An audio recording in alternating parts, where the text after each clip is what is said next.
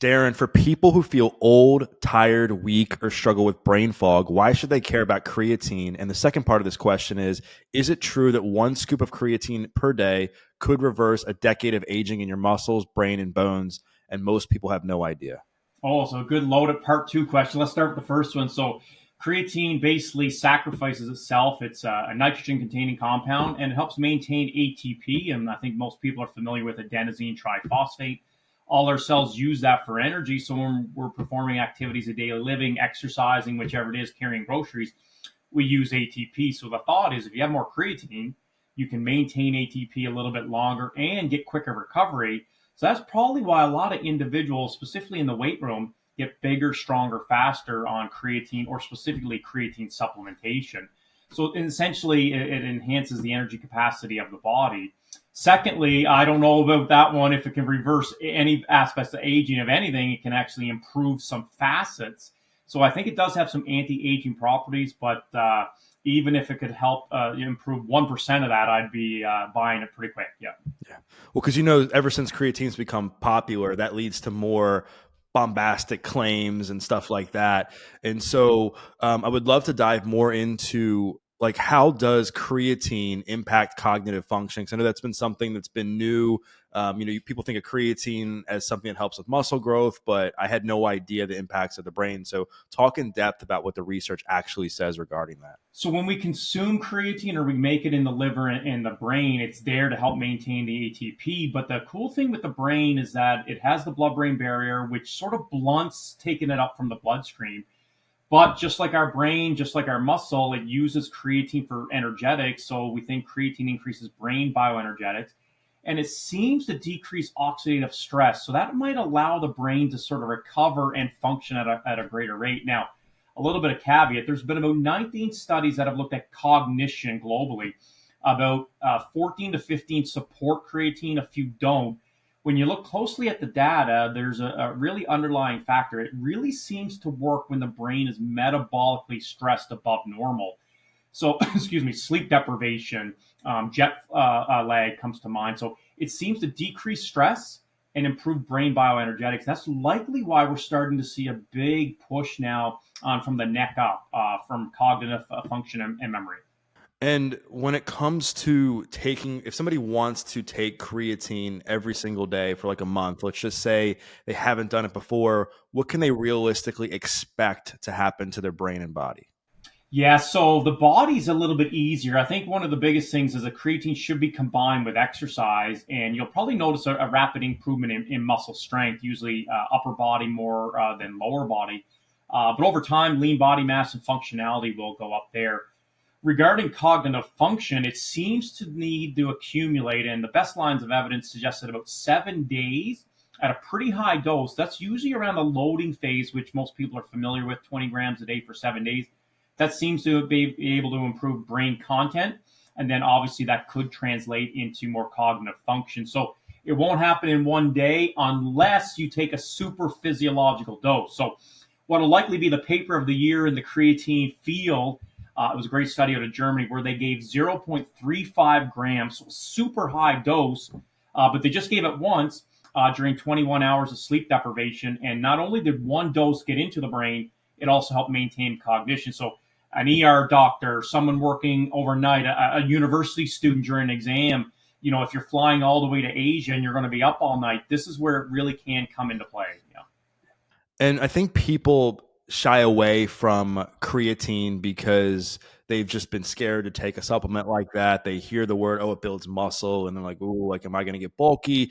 And obviously, there's been talk that it adds just water retention. It's not real muscle. So I would love for you to talk about like why the average person should not be afraid of taking creatine. Yeah, it's a twofold thing. So yes, it does increase water accumulation or fluid shifts within the body, but primarily intracellular. So it sort of pumps up the muscle. And we now actually think the majority of the mechanisms that we're explaining creatine work is based on cellular hydration. So I think what's happened is people may take a loading phase, that's 20 grams a day for about 5 to 7 days, and say, wow, I went on the scale and the scale went up by about 1 to 3 kilograms. A lot of young females obviously do not want that. Most males don't want that as well. So acute water retention and or weight gain is probably the two reasons most people are a little hesitant. But on the other hand, we've now shown in two clear meta-analysis that creatine in combination with exercise, it decreases fat mass.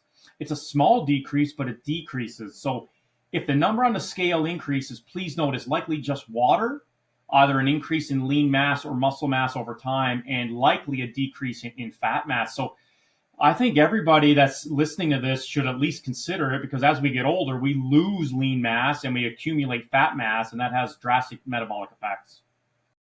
So is it, kind of like, I guess, like eating a lot of protein? Obviously, like when you eat a lot of protein, you still have to work out to support the muscle growth. Is it the same with creatine? Like people obviously have to still exercise, like you just said, to see the maximum benefits of creatine. Yeah, that's the perfect segue. 99%, or if you want to go maximal benefits, are in combination with exercise, primarily weight training. There's been a handful of studies where people have just taken creatine and then were assessed on measures of muscle performance and a little bit of recovery, and they have improved there as well. The nice thing is, though, from a cognitive perspective, some of the studies did not include exercise, and people still got a benefit. So I think the nice thing here is that it's almost like now a multivitamin. You should be taking it on a daily basis. Please exercise. And then for those that are in bed rest or disuse atrophy or have mobilities where they can't exercise, they may get some small beneficial effects with creatine. Yeah. And you talked about this loading phase. You said 20 grams a day. I know the normal recommendation, the serving size from what I've seen, is typically 5 grams. What's the difference between what somebody can see in 7 days compared to taking it every day for a month or Yeah. so at the 20 gram rate? Yeah. Yeah, if you do this 20 gram or a little bit higher loading phase for 5 to 7 days, that was clearly shown in 1992 to really rapidly saturate your muscle. So I think if someone's training for a world championship or Olympic Games or a professional athlete, they may need something that's coming up to give them a rapid boost. But that's where you get into a little bit of GI tract irritation, net water retention. To your point, the average daily dose is anywhere between 2 to 5 grams. That'll saturate your muscle in about 21 days all the way up to 30. So not a long period of time. So I think if someone's listening to this and saying, hey, I'm kind of interested in either increasing creatine through red meat or seafood or supplementation, they can take as little as 2 to 5 grams a day. But that's only from a muscle perspective. When we get into bone and brain, we think you need a bit higher dose to saturate those cells or get into the cells. So what is the dose for the brain benefits for somebody who wants to improve their cognitive function? Yeah, it's divergent. The best lines of evidence suggest about 10 grams all the way up to over 20 grams seem to be a very viable dose. So I personally take at least 10 grams a day. I've doubled it in the last decade based on new research. So let's back up a little bit. From skeletal muscle, about 2 to 5 grams a day is a very viable amount to saturate your muscle in about 21 to 30 days. If you're interested in bone benefits, we've shown that about 8 grams all the way up to 12 is needed. For the brain, it likely needs more because the blood-brain barrier prevents circulating creatine to get in. So if you're taking 5 grams, I think over time, it will take a little bit longer. Some will accumulate into the brain and probably give you some small benefits. But I think the best lines of evidence suggest a higher dose. And then regarding the difference between men and women, how does creatine impact them differently, if at all? Yeah, this is kind of subjective. There's some minimal evidence to suggest that females might produce a little bit less endogenously at rest, and they might have a little bit lower dosages or storage forms of creatine in the body. So females likely may respond optimally to supplementation, but on the other hand, we don't see a great increase or the same increase in lean body mass compared to males. We think it has to do with protein breakdown. But when you look at all the evidence, females respond exceptionally well to males, if not 100% equal. When it comes to the method of consumption, I've honestly been taking the creatine gummies from Try Create lately, and I love them. I've also used the powder over the years from different companies. Does consumption matter, and does the type of brand you buy matter? Because I've also heard that people are like, well, creatine monohydrate is creatine monohydrate. Don't overspend. Yeah, so the delivery is kind of really important. So you can do anything that's sustainable and viable. So as long as it comes in currently into a solid form, so powder, gummy, whichever it is, and it has a viable source of creatine, you can put that in food, solution, whichever it is, and consume it. But the key is that when you're looking for it, make sure I would emphasize CreaPure. That's the form of creatine monohydrate. It's third party tested. It has GRAS status. It comes from Germany. It's really, really scrutinized and probably the most elegant process. But monohydrate is the one you want to focus on because it has the safety and efficacy research behind it. Now, are there any safety issues with creatine? Like, could somebody take too much of it and then it cause health problems? We've looked at acute doses really, really high and no adverse effects, but the best lines of evidence come out from a massive paper by Rick Kreider this year showing that creatine results in no greater adverse effects. Our clinical study in older postmenopausal females looked at about 11 to 12 grams a day for 2 straight years, and it did not have any adverse effects on the kidney or liver. So the safety profile of creatine is exceptional, likely because you naturally are producing it. We're only giving, 10, 15, 20 grams. We're not talking like protein where it's hundreds of grams.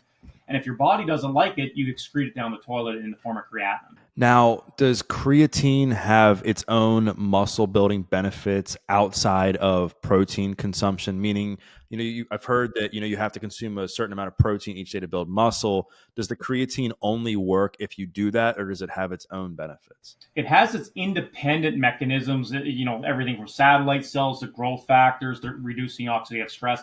The one thing that protein has definitely over creatine has never been shown to increase or even augment muscle protein synthesis. So this is important. Creatine is derived from 3 amino acids, where you essentially need all the 9 essential amino acids from protein to be there. And a couple studies have shown synergistic or additive effects when creatine is combined with protein. So I always put one of my doses of creatine in a high protein breakfast. I also simply drink 5 grams in water or eat some of the gummies when I'm working out a little bit later on. But you do get some synergistic effects when creatine is combined with protein. Absolutely. And then when it comes to like the top foods to eat, if somebody's like, you know what, like I'm interested in taking a supplement, but I also want to see what I can do with my diet. What are the top foods that people should focus on if they want to get the maximum efficiency and efficacy from creatine? It's primarily found in red meat, so beef, steak, things like that, or the colder fish or fattier fish, colder water temperature seafood. So salmon, mackerel, herring. Those are very, very viable sources. A little bit less in poultry. But the average steak or salmon fillet would give you maybe 1 to 3 grams of creatine, depending on the size. So that's very difficult nowadays. If you're a vegan, vegetarian, ethical treatment of animals, can't afford those really expensive protein sources. That's why I think a lot of people are interested in supplementation, which is vegan based. Yeah. And then regarding the conversation around brain health, you mentioned that if people want to improve their cognitive function, they can take a certain amount for a period of time. Are there any other habits that you think people have to have in place for that to be true? Meaning, like, I would imagine if their sleep was off, if they're doing like a bunch of drugs or whatever, they couldn't just take creatine, their brain health improves. Like, what are some of the other habits that you think people should focus on? 100%. The lifestyle, the stress. I mean, after COVID, it's just been a whirlwind. Sleep is number one. Exercise, all these things. So creatine can come to the rescue in a treatment program. It has been shown to decrease sleep deprivation and also improve duration of sleep in young females. So there's something there. We don't know the mechanisms. We think it's molecular, but there's something there that it has a beneficial effect on either the negative effects of not getting enough sleep or might likely improve some quality of sleep there as well. Yeah. And then regarding like myths, I know that given the fact that it's gotten a lot of creatine's gotten a lot of headlines lately, I'm sure myths come out. What are some of the things you've seen that just are being overhyped or not true? The 3 big ones, obviously, if they can see me, I'm bald, but I was going bald before I started to take creatine. That study that just came out 2 weeks ago clearly showed now that creatine at 5 grams a day did not even increase DHT, free testosterone, or influence hair follicle loss or thinning. So I think that is the myth of baldness is completely squashed now as it currently stands with the research. The other big one is, will creatine really adversely affect kidney and liver function? And we're not seeing any effects with that. And that's been looked at for 20 years. And thirdly, it does not increase fat mass. We talk a lot about fat loss on the show. And specifically, how can somebody maintain as much muscle mass as possible while losing body fat? What role can creatine play in that specifically when people are trying to gain muscle, retain muscle while also losing body fat? Yeah, that's an excellent question. It's never been specifically shown, but I think, as you would obviously know, when you're in a hypocaloric diet, you really need to increase the amount of protein. Creatine acts two ways: it's anti inflammatory and it's also anti catabolic.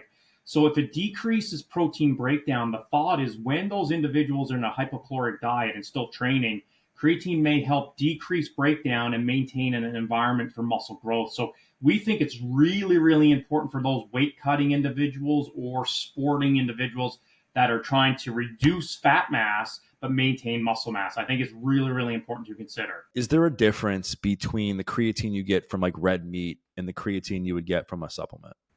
Yeah, there's only been one study that's ever looked at meat versus supplementation and or in solution. And meat will eventually accumulate into the blood. It takes a little bit longer. Obviously, the meat needs to be digested through the stomach and small intestine. Whereas supplementation, the molecule remains intact and can get through the GI tract a little bit easier. So that supplement will get into the blood and therefore cause a beneficial effect. But from dietary sources, it likely has the same effect. It'll just be a little bit slower.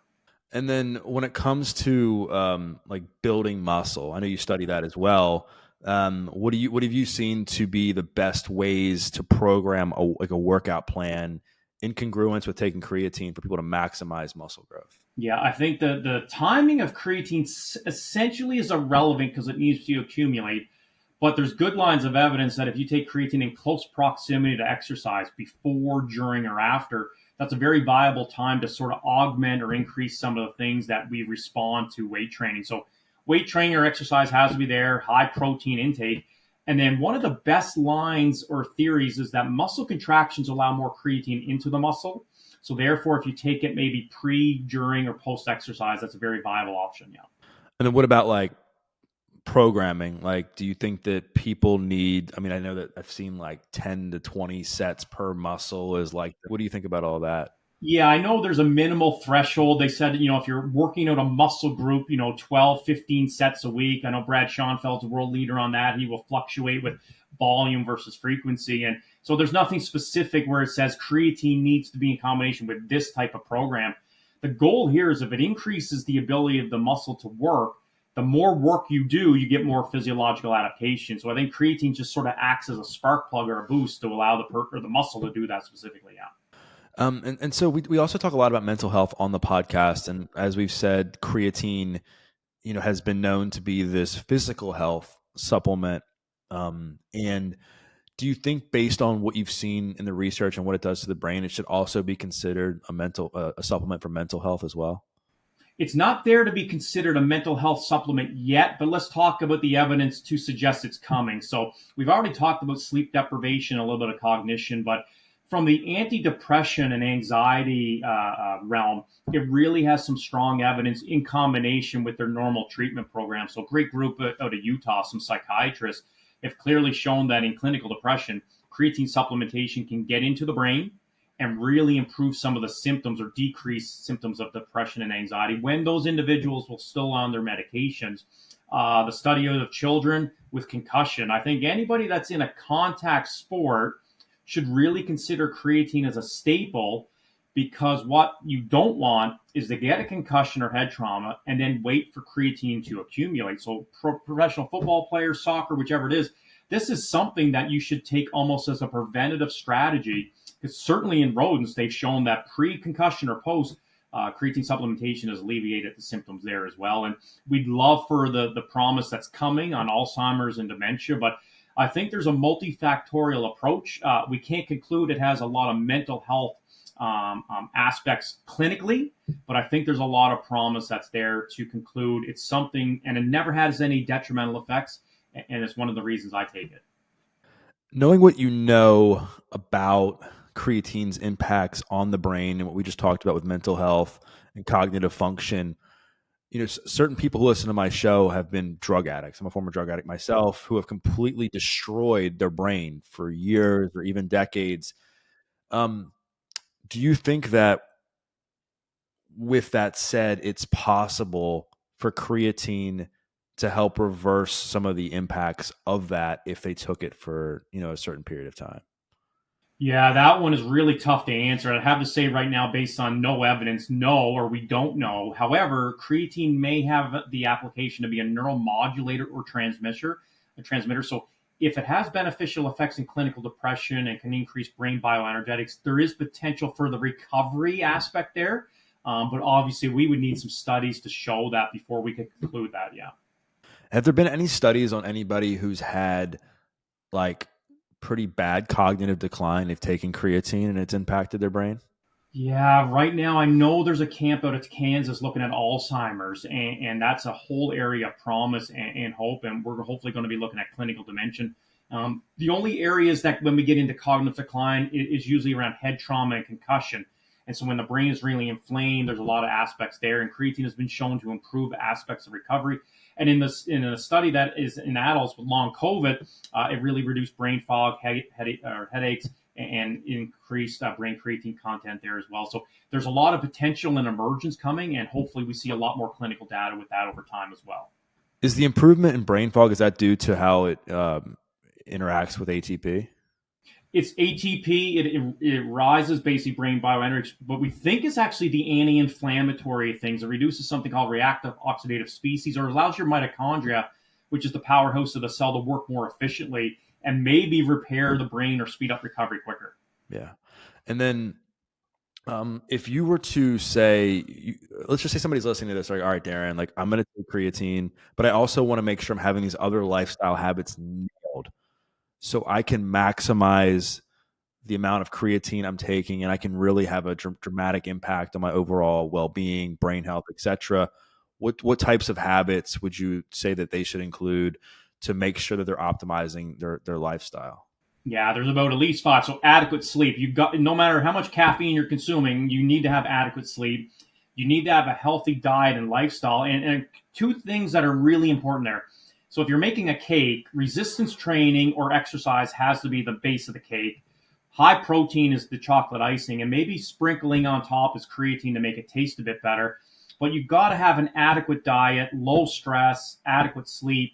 Supplements are a foundational adjunct. Creatine has a lot of promise. It's not magic. You still need to do the basis behind it to get the effects. Yeah. And then like how should somebody's diet what should somebody's diet look like? Yeah, so it really depends. I think from a longevity perspective, reducing high glycemic, ultra processed carbohydrates is number one. Increasing protein, and if you can emphasize more plant based proteins for the phytochemicals and antioxidants. Exercise, we're even suggesting 2 days a week of weight training is adequate to get a lot of health benefits, and 150 minutes of physical activity from a aerobic perspective. And I know everybody's time constraints and very, very busy, but we really got to focus that your day should evolve around exercise. Find a time to do it, do your job, take care of your kids, but you got to find the way to exercise. And then when you look at diet, make sure it's foundational, a lot of unsaturated fats, polyunsaturated, lots of fiber, adequate protein, and then creatine or other supplements on top. I know there's a big push now on magnesium, NAD for anti-aging. A lot of these things need a lot more research, but creatine is the most researched dietary supplement on the planet. It's overtaken caffeine, and the totality of evidence certainly suggests it's beneficial. Are there any would there be any benefit to eating a lot of like red meat, fish, etc., and also taking a creatine supplement, or is it at some point is it just like diminishing returns? Yeah, I get this question a lot. So if you're a carnivore and you're eating 2 to 3 servings of red meat or seafood, you're likely going to be a non-responder from a muscle perspective. So our muscles only have a certain amount of room to go, and if you're eating 5 to 7, 8 grams of creatine a day through meat, it's likely that your muscles are full. Now we don't know. Does that mean that your bone, cardiovascular system, and brain are full? We don't think so. We think those tissues also have a little bit more. So I'm actually now thinking that even if you're on a carnivore diet, you may still get some small benefits through supplementation.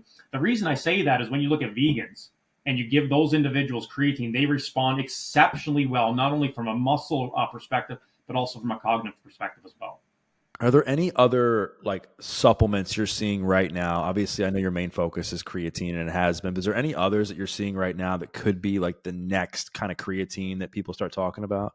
It's interesting. I know magnesium's getting a huge push for a lot of varieties, but In animals, NAD, which is a precursor in glycolysis or anti-aging, there's some potential for NAD to be there as well. I know a study just came out recently showing that it wasn't what we thought it would be, but I think there's some potential, or any anti-aging molecule could have a clout there as well. But at the end of the day, there's only a few that has been tested and true. Protein, caffeine, beta alanine, sodium bicarbonate, beetroot juice, and creatine. There's not a lot out there that has been shown time and time again to be effective.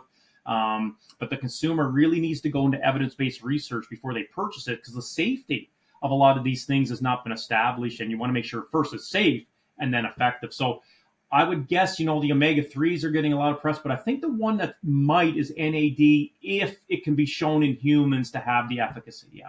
Obviously, a big part of our conversation today has been on, kind of aging, longevity, muscle growth, brain health, etc.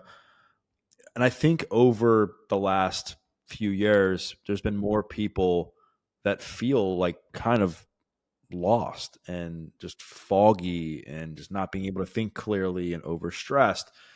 Um, I know this isn't like necessarily your wheelhouse, but it ties into your research. Like, what have you found? Is there any common threads that you found as to why people are kind of have been feeling so off over the last few years?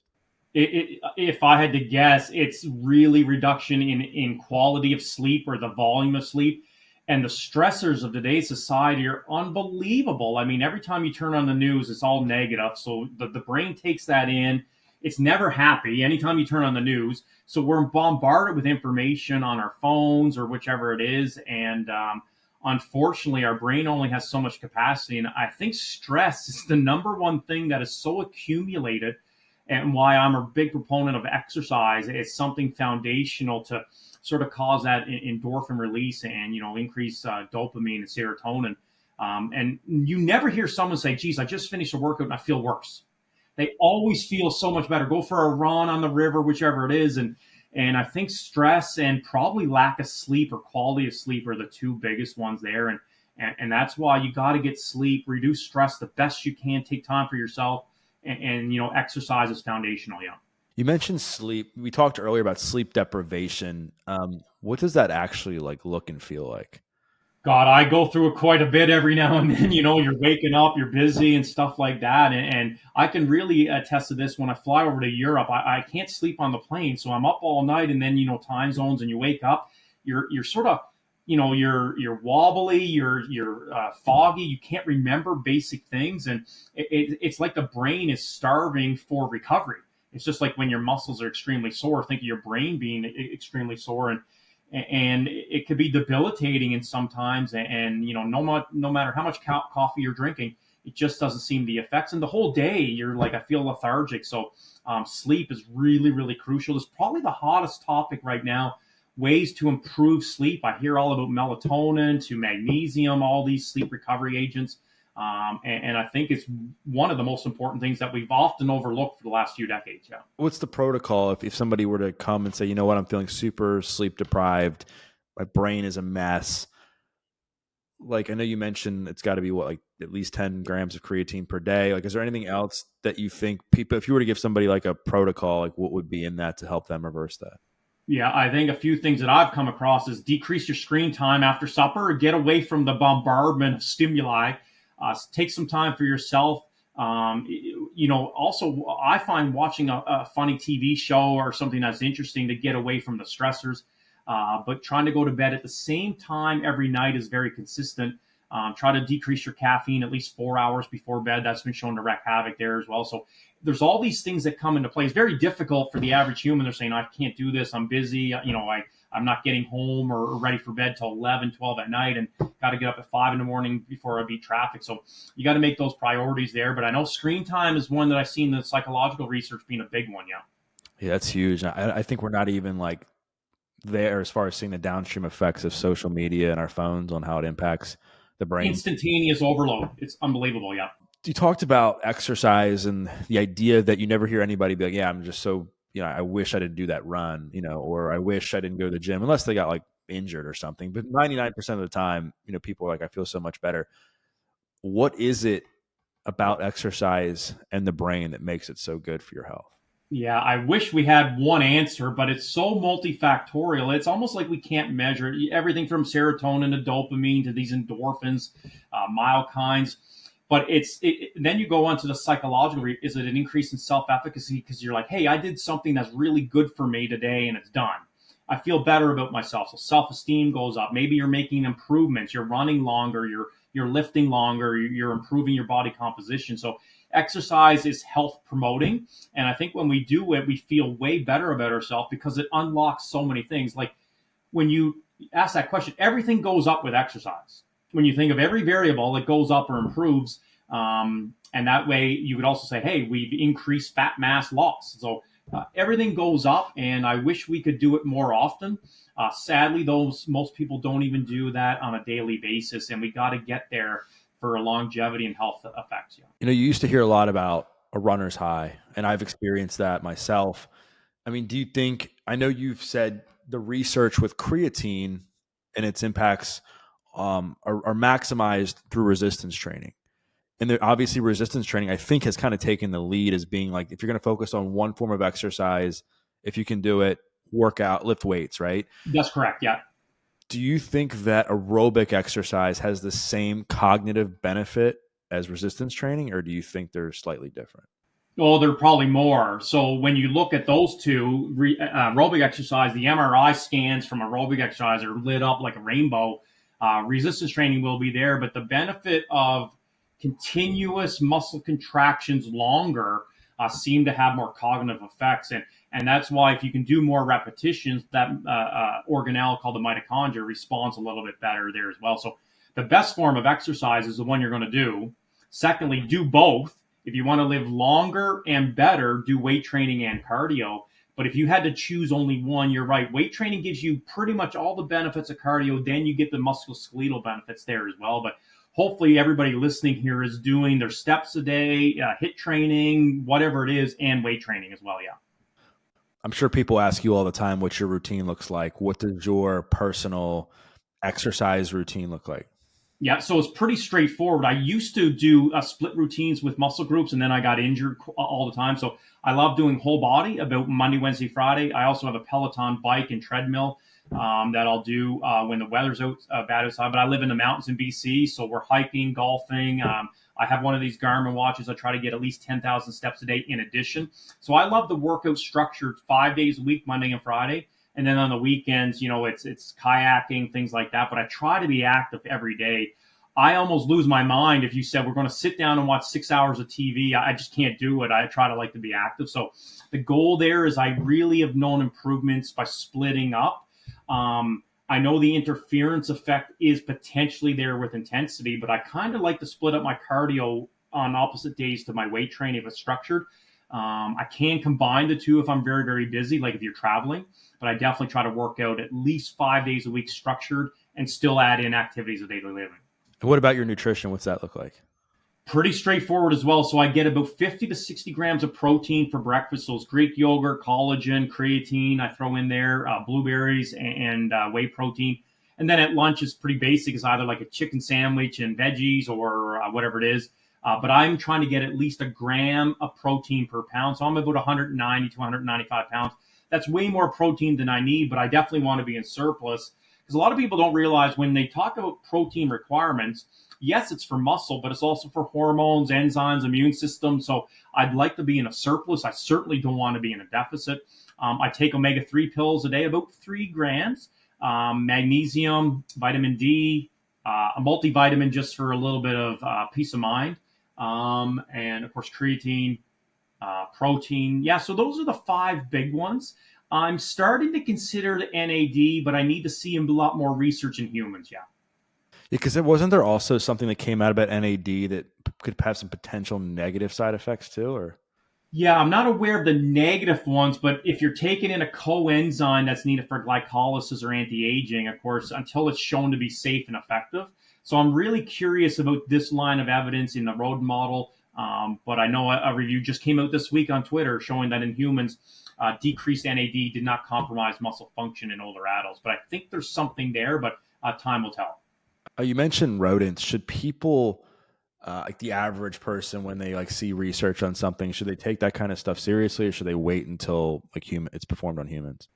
Yeah, you want to take it seriously, especially from a mechanistic perspective, but please note it does not or usually does not translate to humans. So you can cure cancer in a rodent. We're not going to cure cancer in humans yet. We want to, but a lot of things are given at super physiological doses into an environment where the rodent can be manipulated. And so the great example is in mice and rodent and rats, they've looked at forced concussion and creatine had advantageous effects. And we have no idea about the mechanisms of that in humans. Only time will tell. So take it with a grain of salt, but it does allow us to get mechanisms which we think could translate into humans, but obviously rodents and humans are different. So Any health claims you're seeing right now that are kind of being over exaggerated that you think people need to stop wasting their time on? geez, I try to turn my head when I hear about red light therapy, exposure to this within 2 seconds when you wake up and stuff. I'm not well versed on the literature and all that, but when I hear about all these claims that I just would guess there's no scientific evidence behind it, and sadly, you go on Instagram, or whatever, and people are spending millions of dollars because someone's famous is promoting it, but yet they don't talk about the real reason they're looking a certain way. The GLPs will probably save the global healthcare system for people who really need it. So that's a different category. But there's a lot out there that I just shake my head and say, I haven't heard much, right? Like collagen supplementation. If you're taking that for muscle protein synthesis, you're wasting your time compared to normal protein. If you're taking it for other reasons, great. But people just get a little influenced by certain things. And if you go to boring evidence-based research, it just doesn't support it. And that's what we need to do. Yeah. Yeah, you talk about it being boring. I mean, I feel like the stuff that has been known to work has been known for forever, like sleep, managing your stress, eating well, good protein, taking creatine. Like, why do people ignore that and then try to like, jump into this thing that, is new and flashy? Yeah, I think we're always looking for something flashier, more colorful, something that can give you the extra 0.1%. And just like creatine, I've heard of these other marketed forms of creatine increase the bioavailability or stability. And I'm like, wait a minute, monohydrate is 100% anyway. So how are you going to get higher? And show me that it gets into the cell and is better than regular monohydrate. And no study can do that. So I just think we're always looking for the next thing to, not that we're lazy, but we're always trying to come up with a new modality to be better.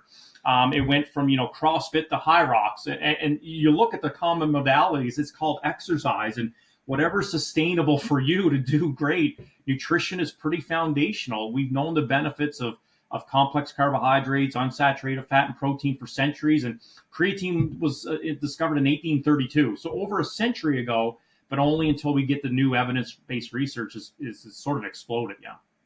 Well, Darren, anything else you'd like to add to our combo that we haven't covered regarding creatine, its benefits for brain health, cognitive function, physical health, muscle building, etc.? I think we've hit the nail on the head. I think in summary, in combination with weight training, creatine will increase lean body mass, regional muscle size, which is great, strength for sure, and functionality. It also has beneficial effects for older individuals for bone health. And then from the neck up, stay tuned. There's a lot of potential there for decreasing depression symptoms, anxiety. Maybe it will help decrease concussion-like symptoms over time and maybe stave off or improve some of these neurological diseases such as Alzheimer's. So the safety profile is exceptional. And I think we've hit most of the things for sure, yeah. And you're saying people can see results from this as soon as like 7 days, right? Yeah, at a high dose, you can get an increase in strength really, really quickly. Actually, you can get an improvement in 3 days.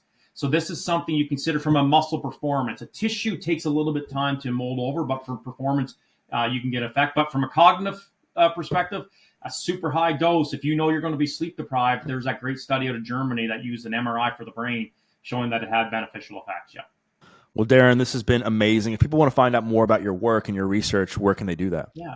I think nowadays Instagram, so at Dr. Darren Candow is the easiest to try to promote about creatine or other science there as well. So at Dr. Darren Candow on Instagram. Yeah. Amazing, man. Well, thank you so much for coming on the podcast. I think the audience can get a lot of value out of this conversation. Awesome. Thanks for having me. Appreciate it. Thank you.